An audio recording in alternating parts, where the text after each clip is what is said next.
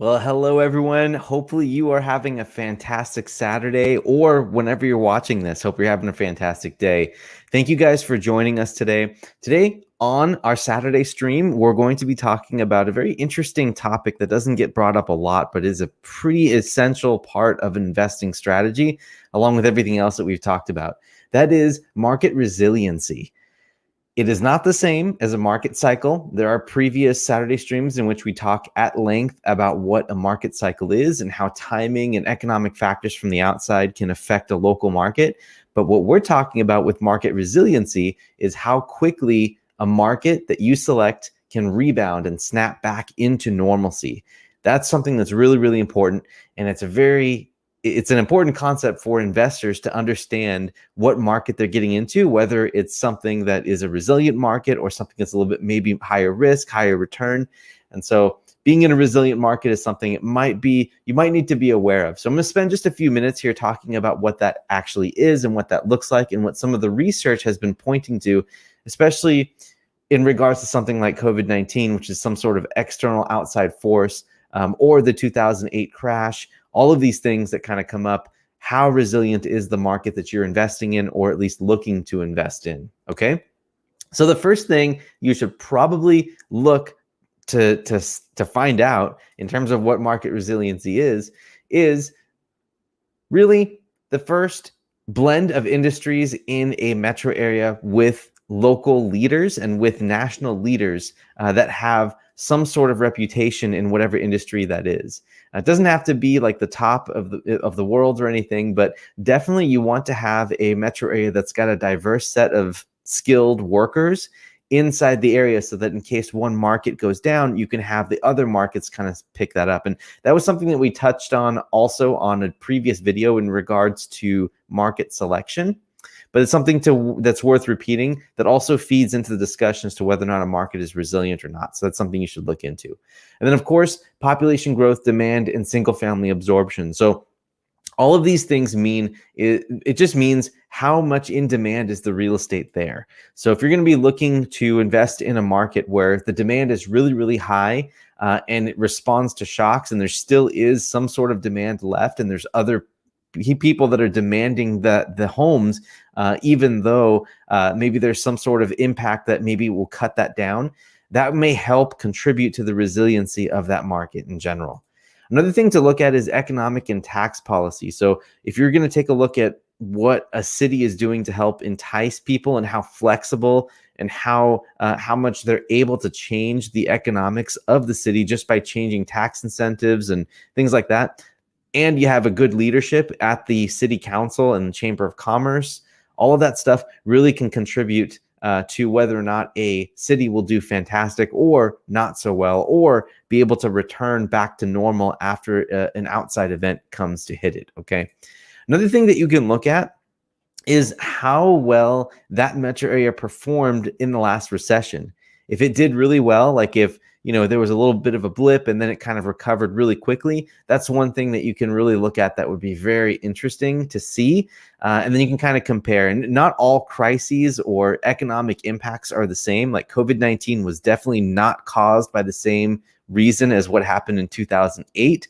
So there's different systematic effects that you have to be aware of. But in general, if you're able to look at where population is heading, where there's a diverse set of skills for people to be able to be employed in that area, and you have a strong government and some of these other factors here, including metro area consumer spending and unemployment rates, those are kind of indicators that you can look at that will help indicate whether or not an actual market is really good at being able to recover from some sort of economic impact. Okay, so those are some things.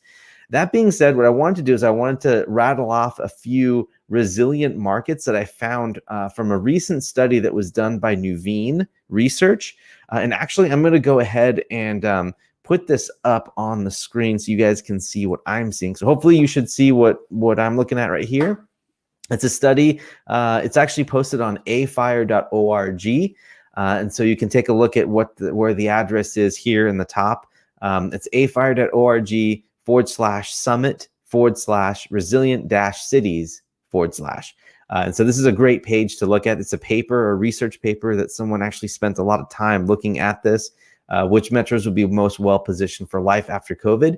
And I started reading through this and thought that it had a lot of logic put behind it. And in general, what they found was a lot of the cities that were most likely to do well: Boston, Washington, D.C., Nashville, Columbus, and San Jose. And the reasons for that is kind of described down below. And I just kind of went through a lot of those reasons that I found in this paper. And then in contrast, the lowest 5 ranking metros would be Chicago, New York, Buffalo, Miami, New Orleans. I would also argue too that you could put Las Vegas and Miami. Well, Miami's on there, but you could put Las Vegas and Orlando in there too. And they went on to go ahead and mention this here as well. But you can see that because there's so much tourism and so much of the employment is polarized in one segment of the economy, if something happens to that, which it did, or like in New Orleans, right, you're so close to the ocean, and a lot of the economy depends on tourism coming in. And then you also have the environmental things happening. It just seems like a very sensitive place to be able to invest. And a lot of people do very well there, but it just seems like a market that may not be as resilient as some of the other markets that are in the United States, such as San Jose, that has a diverse amount of employers and good weather. Columbus, great dynamics out there in Ohio. And then Boston's got so much technology and so much, population and demand, and all those things that we talked about before seem to have things going for it. It's very robust and very adaptable economy. Okay. Some other things that I wanted to mention here as well in this paper that I thought was really interesting was down at the bottom. And there's a whole bunch of cool stuff here that talks about all this. But what I thought was really cool was the consumer spending changes year over year. It seems like, especially with the COVID-19 effects still lingering, those economies that seemed to bounce back and see more spending in May 2020 after the economic impacts from COVID-19 really started taking hold. Those economies that still spent a lot of money in going out and doing things, that seems to be like an economy that kind of just shrugs its shoulders and said, "Oh well, that was COVID-19 was a thing." I'm not trying to downplay that event, but I'm just trying to say that there are some metro areas that, as a whole, collectively, continue to keep on rolling and moving forward economically, and there are others that suffer quite a lot.